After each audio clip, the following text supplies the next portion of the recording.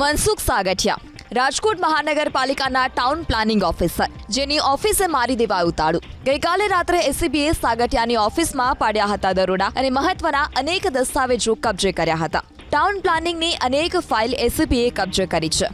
આ સાથે જ વહીવટદારોનું લિસ્ટ અને બિલ્ડરોની ફાઇલ પણ કબજે કરાઈ છે।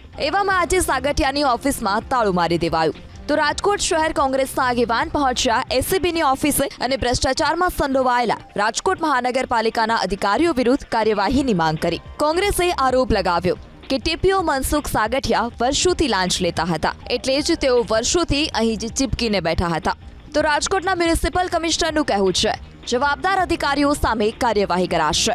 તપાસણીના સમયગાળા દરમિયાન પોલીસ દ્વારા 4 થી 5 અધિકારીઓની અટકાયત કરવામાં આવી છે। એની સામે જે ફોજદારી કાર્યવાહી કરવાની થશે, પણ જ્યાં સુધી મહાનગરપાલિકાને લાગે વળગે છે ત્યાં સુધી એમની સામે શિસ્ત અને અપીલ મુજબની કાર્યવાહી કરવાની થાય। એ જ્યારે રિપોર્ટ અમારી પાસે આવશે, ઉચ્ચ સ્તરીય કમિટીનો પણ રિપોર્ટ આવશે અને જે ક્રાઇમ બ્રાન્ચ તપાસ કરી રહી છે, એસીબી પણ તપાસ કરી રહી છે, એનો પણ જ્યારે અમારી પાસે રિપોર્ટ આવશે ત્યારે રિપોર્ટને ધ્યાને લઈ અને જરૂર મહાનગરપાલિકા આગળની કાર્યવાહી